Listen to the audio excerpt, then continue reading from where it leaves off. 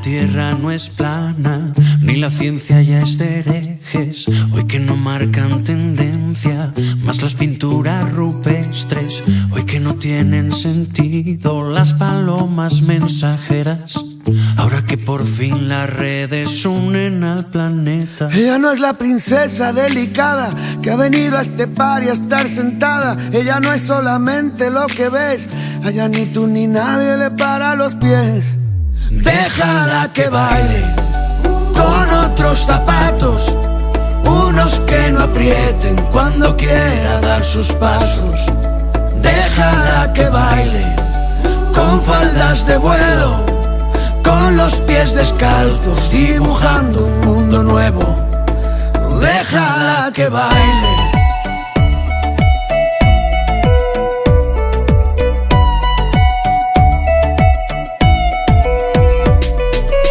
Ella es destino, ella es origen, es el relato y la escritora que conviven. Ella es principio y ella es final. Baila con ella en esta fiesta que es global. Hoy que no hay duelos a muerte, cada vez que alguien te irrite, para poder desahogarnos hemos inventado Twitter. Si pensamos diferente ya no huele a disputa.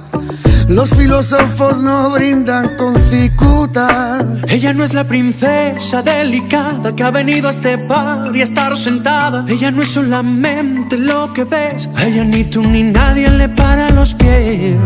Déjala que baile con otros zapatos, unos que no aprieten cuando quiera dar sus pasos. Déjala que baile con faldas de vuelo, con los pies descalzos, dibujando un mundo nuevo. Déjala que baile.